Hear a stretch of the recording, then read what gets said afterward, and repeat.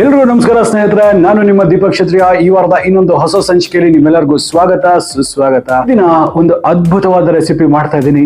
ತುಂಬಾ ಸುಲಭ ಮತ್ತೆ ಟೇಸ್ಟ್ ಮಾತ್ರ ಅದ್ಭುತವಾಗಿರುತ್ತೆ. ಅದ್ ಯಾವುದು ಅಂತ ಹೇಳಿದ್ರೆ, ನಮ್ಮ ಮಂಗಳೂರಲ್ಲಿ ತುಂಬಾನೇ ಫೇಮಸ್ ಆಗಿರ್ತಕ್ಕಂಥ ಮಂಗಳೂರು ಬನ್ಸ್. ಇದು ಅಂತೂ ಎಷ್ಟು ಫೇವ್ರೆಟ್ ಸ್ನಾಕ್ ಅಂತ ಹೇಳಿದ್ರೆ ಮಂಗಳೂರಿಯನ್ಸ್ಗಂತೂ ಬೆಳಗ್ಗೆ ಮಧ್ಯಾಹ್ನ ಸಂಜೆ ಯಾವಾಗ ಬೇಕಾದ್ರೂ ಕೊಡಿ, ಪರ್ಫೆಕ್ಟ್ ಅಕಾಂಪನಿಮೆಂಟ್ ಅವ್ರಿಗೆ ಮಾತ್ರ. ಟೇಸ್ಟು ಕೂಡ ಹೇಳ್ತೀನಲ್ಲ, ಅದ್ಭುತವಾಗಿರುತ್ತೆ. ಇದ್ರ ಜೊತೆ ಸ್ವಲ್ಪ ಕಾಯಿ ಚಟ್ನಿ ಆಗಿರ್ಬೋದು, ಸ್ವಲ್ಪ ತರಕಾರಿ ಸಾಗು ಜೊತೆ ಸಹ ಸೂಪರ್. ಅಂದ್ರೆ ಇನ್ಯಾವುದೇ ತಡ ಮಾಡಿದಿರಾ, ನಡೀರಿ ಒಂದು ಅದ್ಭುತವಾದ ರೆಸಿಪಿ ಯಾವ ರೀತಿ ಮಾಡ್ಬೇಕು ಅಂತ ನೋಡುವ.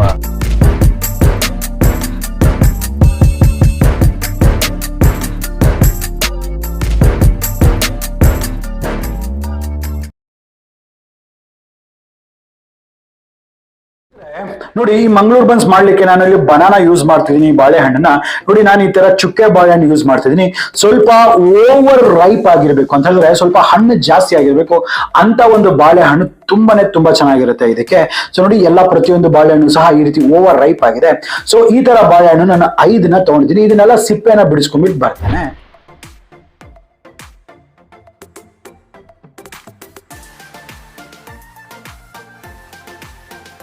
ಮಿತ್ರರೆ, ನೀವು ಇಲ್ಲಿ ನೋಡ್ತಿರ್ಬೋದು, ಈ ಬಾಳೆಹಣ್ಣನ್ನ ನಾನು 5 ತಗೊಂಡಿದ್ದೀನಿ. ಸೊ ನೋಡಿ, ನಿಮ್ಮಲ್ಲಿ ಈ ತರ ಒಂದು ಮ್ಯಾಶರ್ ಇದ್ರು ಸಹ, ಪೊಟ್ಯಾಟೊ ಮ್ಯಾಶರ್ ಇರುತ್ತಲ್ಲ, ಈ ತರ ಅದು ಉಪಯೋಗಿಸಬಹುದು. ಏನು ಇಲ್ಲ ಅಂತ ಹೇಳಿದ್ರೆ, ಲೋಟ ಇರುತ್ತಲ್ಲ, ಈ ಲೋಟದ ಕೊನೆ ಭಾಗನ ಈ ರೀತಿ ಇಟ್ಕೊಂಡು ಇದನ್ನ ಸಹ ನೀವು ಮ್ಯಾಶ್ ಮಾಡಬಹುದು. ಇಂಪಾರ್ಟೆಂಟ್ ಏನಂತ ಹೇಳಿದ್ರೆ, ಈ ಒಂದು ಬನಾನಾ ಏನಿದೆ, ಈ ಒಂದು ಬಾಳೆಹಣ್ಣು ಏನಿದೆಲ್ಲ, ಇದು ಎಲ್ಲೂ ಗಂಟಿಲ್ದಿರ ಇದನ್ನ ಚೆನ್ನಾಗಿ ಮ್ಯಾಶ್ ಮಾಡೋದು ಉದ್ದೇಶ ಅಷ್ಟೇ.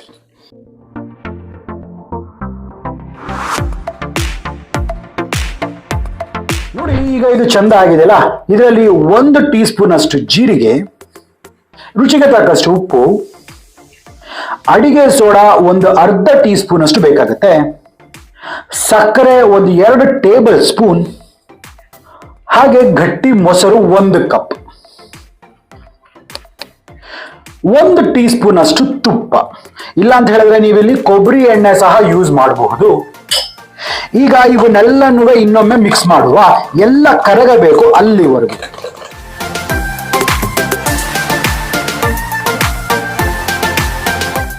ನೋಡಿದ್ರಲ್ಲ ಮಿತ್ರ, ಎಷ್ಟು ಪರ್ಫೆಕ್ಟ್ ಆಗಿ ಇದು ಮಿಕ್ಸ್ ಆಗಿದೆ ಅಂದ್ಬಿಟ್ಟು. ಈಗ ಇದು ರೆಡಿ ಇದೆ.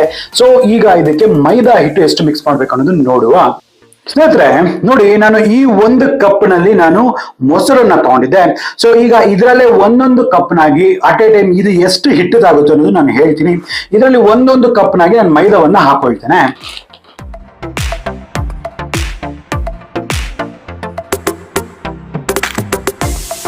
ನೋಡಿ, ಈಗ ಸದ್ಯಕ್ಕೆ ನಾನು 3 ಕಪ್ ಮೈದಾ ಹಾಕಿದ್ದೀನಿ. ಸೊ ಈಗ ಇದನ್ನೆಲ್ಲನೂ ಒಮ್ಮೆ ಮಿಕ್ಸ್ ಮಾಡ್ಕೊಳ್ಳೋಣ. ನೀರು ಹಾಕುವ ಅವಶ್ಯಕತೆ ಇಲ್ಲ. ಈ ಹಿಟ್ಟು ಹೆಂಗಿರ್ಬೇಕು ಅಂತ ಹೇಳಿದ್ರೆ, ಚಪಾತಿ ಹಿಟ್ಟಿನಕ್ಕಿಂತ ಸ್ವಲ್ಪ ಮೆದುವಾಗಿರ್ಬೇಕು. ನೋಡಿ, ಇನ್ನ ಸ್ವಲ್ಪ ನೀರಾಗಿ ಕಾಣಿಸಿದೆಯಲ್ಲ, ಸೊ ಹಾಗಾಗಿ ಇನ್ನ 1 ಕಪ್ ಮೈದಾ ಹಿಟ್ಟನ್ನು ಸಹ ನಾನು ಹಾಕೊಳ್ತೇನೆ.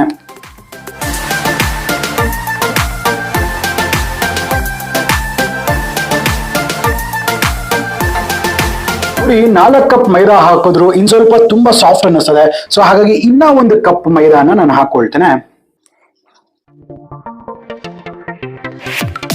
ಸ್ನೇಹಿತರೆ, ನೀವು ನೋಡ್ತಿದ್ರಲ್ಲ, ಈ ಹಿಟ್ಟು ಇಷ್ಟು ಮೆದುವಾಗಿದೆ. ನೋಡಿ, ಚಪಾತಿ ಹಿಟ್ಟಿನ ಸ್ವಲ್ಪ ಮೆತ್ತಗಿರ್ಬೇಕು. ಇಷ್ಟು ಮಾತ್ರ ನೀವು ಚೆನ್ನಾಗಿ ನಾದಬೇಕಾಗತ್ತೆ. ಸೊ ಈಗ ಇದು ಪರ್ಫೆಕ್ಟ್ ಆಗಿದೆಯಲ್ಲ, ಈ ತಕ್ಷಣ ನೀವೇನ್ ಮಾಡ್ಬೇಕಾಗತ್ತೆ, 2 ಟೀ ಸ್ಪೂನ್ ಅಷ್ಟು ಎಣ್ಣೆಯನ್ನ ಇದ್ರ ಮೇಲೆ ಹಾಕೊಂಡ್ಬಿಡಿ. ನೀವು ರೆಗ್ಯುಲರ್ ಏನಾದ್ರೂ ಯೂಸ್ ಮಾಡ್ಬೋದು, ಇಲ್ಲ ತೆಂಗಿನ ಎಣ್ಣೆ ಇದ್ರೆ ತೆಂಗಿನ ಎಣ್ಣೆ ಸಹ ಯೂಸ್ ಮಾಡ್ಬೋದು. ನೋಡಿ, ಇದನ್ನ ಎಲ್ಲಾ ಕಡೆ ಈ ರೀತಿ ಹಾಕ್ಬಿಟ್ಟು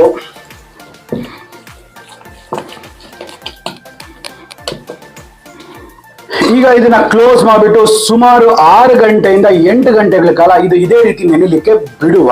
ಪ್ರಿಫರಬಲಿ ನೀವು ಬೆಳಿಗ್ಗೆ ತಿಂಡಿ ಮಾಡ್ಕೊಳ್ಳಂಗಿದ್ರೆ ರಾತ್ರಿನ ಈ ಹಿಟ್ಟನ್ನ ಕಲಿಸ್ಬಿಟ್ಟಿಡಿ. ಬೆಳಿಗ್ಗೆ ಮಾಡಿದ್ರೆ ತುಂಬಾ ಅದ್ಭುತವಾಗಿರುತ್ತೆ. ಸಂಜೆ ಮಾಡ್ಬೇಕಂದ್ರೆ ಬೆಳಿಗ್ಗೆ ಮಾಡಿ ಸಂಜೆ ಈ ಬನ್ಸನ್ನ ಮಾಡ್ಕೊಂಡ್ರೆ ಪರ್ಫೆಕ್ಟ್ ರಿಸಲ್ಟ್ಸ್ ಬರುತ್ತೆ. ಸೊ ಈಗ ಸುಮಾರು ಅಂದ್ರೆ 8 ಗಂಟೆಗಳ ಕಾಲ ಇದನ್ನ ನೆನೆಲಿಕ್ಕೆ ಬಿಡುವ. ಸ್ನೇಹಿತರೆ, ಈಗ ನೋಡ್ತಿದ್ರಲ್ಲ, ಸುಮಾರು ಒಂದು 6ರಿಂದ 8 ಗಂಟೆಗಳ ಕಾಲ ಇದು ಚೆನ್ನಾಗಿ ನೆಂದಿದೆ, ಹಾಗೆ ಫರ್ಮೆಂಟ್ ಆಗಿದೆ. ಈಗ ನೋಡ್ತಿರಲ್ಲ ಮಿತ್ರ, ಇದು ಎಷ್ಟು ಮೆತ್ತಗಾಗಿದೆ ಅಂದ್ಬಿಟ್ಟು ನೋಡಿ, ಇನ್ನ ಸಾಫ್ಟ್ ಆಗಿದೆ. ಹೆಚ್ಚು ಕಮ್ಮಿ ನಾವು ಹೋಳಿಗೆಗೆ ಹಿಟ್ ಮಾಡ್ತೀವಲ್ಲ ಆ ಲೆವೆಲ್ಗೆ ಇದಾಗಿದೆ. ಇಷ್ಟು ಸಾಫ್ಟ್ ಇದು ಇರ್ಬೇಕಾಗತ್ತೆ. ಸೊ ಇದನ್ನೆಲ್ಲ ಏನ್ ಮಾಡ್ಬೇಕಾಗತ್ತೆ, ಚಪಾತಿ ಇರುತ್ತಲ್ಲ ಆ ಚಪಾತಿ ಸೈಜ್ನ ಒಂದು ಉಂಡೆಗಳನ್ನಾಗಿ ನಾನು ಮಾಡ್ಕೊಳ್ತೇನೆ. ಈಗ ಇದನ್ನ ಕೈಯೆಲ್ಲ ಎಣ್ಣೆ ಆಗಿರುತ್ತಲ್ಲ, ಸೊ ಈಗ ನೋಡಿ ಒಂದು ಚಪಾತಿ ಹಿಟ್ಟಿರುತ್ತಲ್ಲ ಅಷ್ಟು ಒಂದು ರೌಂಡ್ಸ್ ಆಗಿ ಮಾಡ್ಕೊಂಡು ಇದನ್ನ ಪಕ್ಕಕ್ಕೆ ಇಟ್ಕೊಳ್ತೇನೆ.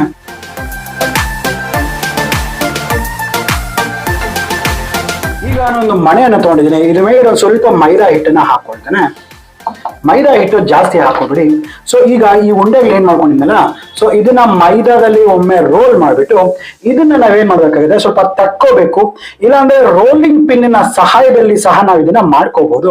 ನಾನಿಲ್ಲಿ ಜಸ್ಟ್ ನನಗೆ ಈಸಿ ಆಗುತ್ತೆ ಅಂದ್ಬಿಟ್ಟು ನಾನು ಇದೇ ರೀತಿ ನಾನು ಕೈಯಲ್ಲೇ ತಟ್ಕೊಳ್ತಾ ಇದ್ದೀನಿ. ನಿಮಗೆ ತೋರಿಸ್ತೀನಿ ಮತ್ತೆ ನಾನು ಇದನ್ನ ಯಾವ ರೀತಿ ಮಾಡ್ಬೇಕು ಅಂದ್ಬಿಟ್ಟು. ನೋಡಿ, ಇರೋದು ತುಂಬಾ ಇಂಪಾರ್ಟೆಂಟ್ ಅಂತ ಹೇಳಿದ್ರೆ ಇದರಲ್ಲಿ ಈ ಮೈದಾ ಅಂತಕ್ಕಂಥದ್ದು ಜಾಸ್ತಿ ಇರಬಾರ್ದು. ಇದನ್ನ ಚೆನ್ನಾಗಿ ಡಸ್ಟ್ ಮಾಡ್ಬಿಡಿ. ನೋಡಿ, ಇದರ ಥಿಕ್ನೆಸ್ ತುಂಬಾ ಇಂಪಾರ್ಟೆಂಟ್. ನೀವು ನೋಡ್ತಿದ್ರಲ್ಲ, ಇಷ್ಟು ಥಿಕ್ನೆಸ್ ಇದು ಇರ್ಬೇಕಾಗತ್ತೆ.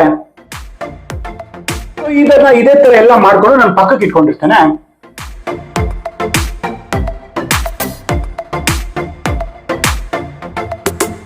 ನೀವು ನೋಡ್ತಿರ್ಬೋದು, ನಾನು ಒಂದು ದೊಡ್ಡ ಬಾಂಡ್ಲೆ ತಗೊಂಡಿದ್ದೀನಿ.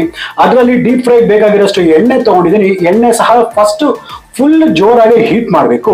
ಹೀಟ್ ಆದ ನಂತರ ಮತ್ತೆ ಲೋ ಫ್ಲೇಮ್ಗೆ ಇಟ್ಬಿಟ್ಟು ಒಂದು 2 ಮಿನಿಟ್ಸ್ ಸ್ವಲ್ಪ ಹೀಟನ್ನ ಕಮ್ಮಿ ಮಾಡ್ಲಿಕ್ಕೆ ಬಿಟ್ಬಿಟ್ಟು ನಂತರ ಅಷ್ಟೇ ನಾವು ಇದನ್ನ ಮಾಡ್ಕೋಬೇಕಾಗತ್ತೆ. ನೋಡಿ, ಈ ಒಂದು ಬನ್ಸ್ ಇದೆಯಲ್ಲ, ಸೊ ಇದನ್ನ ಈ ರೀತಿ ಮಾಡ್ಕೊಂಡಿದ್ದಲ್ಲ, ಇದನ್ನ ಎಣ್ಣೆಯಲ್ಲಿ ಬಿಡ್ತಾ ಇದೀನಿ.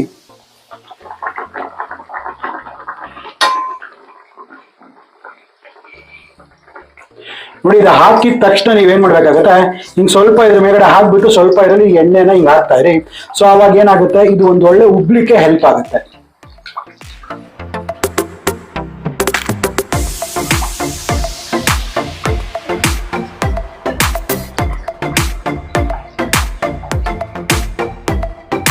ಇವಾಗ ಏನಾಗುತ್ತೆ ಗೊತ್ತಾ, ಇದು ಸ್ವಲ್ಪ ದಪ್ಪ ಇರುತ್ತೆ ಅಲ್ವಾ. ಸೊ ಇದು ದಪ್ಪ ಇರೋ ಕಾರಣಕ್ಕೆ ನೀವು ಜಾಸ್ತಿ ಫ್ಲೇಮ್ ಅಲ್ಲಿ ಮಾಡ್ಬಿಟ್ರೆ ಮೇಲ್ಗಡೆ ಕಲರ್ ಬರುತ್ತೆ, ಬಟ್ ಒಳಗಡೆ ಬೇಯೋದಿಲ್ಲ. ಸೊ ಹಾಗಾಗಿ ಮೀಡಿಯಂ ಫ್ಲೇಮ್ ಅಲ್ಲೇ ಇದು ಅಪ್ ಟು ಕ್ಲೀನ್ ಆಗಿ ಒಳಗಡೆ ಎಲ್ಲ ಕುಕ್ ಆಗೋವರೆಗೂ ಮತ್ತೊಂದು ಒಳ್ಳೆ ಕಲರ್ ಬರುತ್ತೆ. ಆ ಕಲರ್ ಬರೋವರೆಗೂ ನಾವು ಇದನ್ನ ಇದೇ ರೀತಿ ಕುಕ್ ಮಾಡ್ಬೇಕಾಗುತ್ತೆ.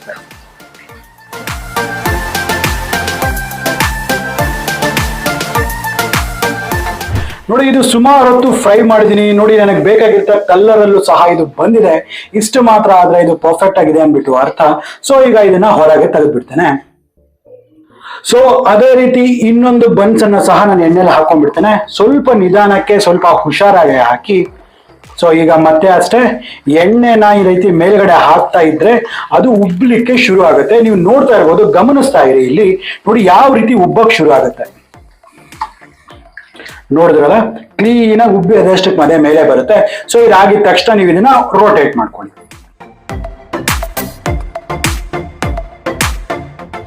ಮಿತ್ರ, ನೀವು ನೋಡ್ತಿರ್ಬೋದು, ಇದು ಸಹ ಪರ್ಫೆಕ್ಟ್ ಆಗಿದೆ. ಈಗ ಇದನ್ನ ಸಹ ನಾನು ತೆಗೆದುಕೊಂಡ್ಬಿಡ್ತೇನೆ. ಸೊ ಈಗ ಇದೇ ತರ ಪ್ರತಿಯೊಂದನ್ನು ನಾನು ಮಾಡ್ಕೊಂಡು ಬರ್ತೇನೆ. ಪರ್ಫೆಕ್ಟ್. ನೋಡಿ, ಯಾವುದೇ ಒಂದು ಬನ್ಸ್ ಮಾಡಿದ್ರೆ ಈ ರೀತಿ ಇರಬೇಕು. ಆ ಒಳಗಡೆ ನೋಡಿ ಎಲ್ಲ ತುಂಬಿ ಬಂದಿದೆ, ಒಂಥರ ಜಾಲ್ರಿ ಆಗಿ ಬರ್ತಾ ಇದೆಯಲ್ಲ. ಸೊ ಇದೇ ಒಂದು ಮಂಗಳೂರು ಬನ್ಸ್ ನ ಒಂದು USP ಅಂತ ಕರೀತಾರೆ. ಇಷ್ಟು ಪರ್ಫೆಕ್ಟ್ ಆಗಿ ಬರಬೇಕು. ಈ ರೀತಿ ಏನಕ್ಕೆ ಬರುತ್ತೆ ಅಂತ ಹೇಳಿದ್ರೆ, ಸ್ವಲ್ಪ ಆ ಒಂದು ಲಟ್ಟಿಸ್ತೀವಲ್ಲ ಅದರ ಹದ ಸ್ವಲ್ಪ ದಪ್ಪ ಇರಬೇಕು. ಆಗ್ಲೇ ಇಷ್ಟು ಪರ್ಫೆಕ್ಟ್ ಆಗಿ ಬರೋದಕ್ಕೆ ಸಾಧ್ಯ. ನೋಡಿ ಎಷ್ಟು ಅದ್ಭುತವಾಗಿ ಇದು ಬಂದಿದೆ ಅಂದ್ಬಿಟ್ಟು. ಇಷ್ಟು ಸುಲಭ ಈ ಒಂದು ಮಂಗಳೂರು ಬನ್ಸ್ ಮಾಡ್ತಕ್ಕಂಥದ್ದು. ಹಾಗಾದ್ರೆ ನನ್ಗನ್ಸುತ್ತೆ ನಿಮ್ಗೆ ವಿಡಿಯೋ ಇಷ್ಟ ಆಗಿದೆ ಅಂದ್ಬಿಟ್ಟು. ಇಷ್ಟ ಆಗಿದ್ರೆ ಆಸ್ ಯೂಶುವಲ್ ಸಬ್ಸ್ಕ್ರೈಬ್ ಮಾಡ್ಕೊಳ್ಳೋದನ್ನ ಮರಿಬೇಡಿ. ಹಾಗೆ ವಿಡಿಯೋನ ನಿಮ್ಮ ಫ್ರೆಂಡ್ಸ್ ಅಂಡ್ ಫ್ಯಾಮಿಲಿ ಜೊತೆ ಶೇರ್ ಮಾಡಿ. ಹಾಗಾದ್ರೆ ಮತ್ತೆ ಇದೇ ರೀತಿ ಭೇಟಿ ಆಗ್ತಿರ್ತೀನಿ. ಅಲ್ಲಿವರೆಗೂ ದೀಪಕ್ ಕ್ಷತ್ರಿಯ ಸೈನಿಂಗ್ ಆಫ್ ಅಂಡ್ ಜೈ ಹಿಂದ್, ಜೈ ಕರ್ನಾಟಕ. ನಮಸ್ಕಾರ.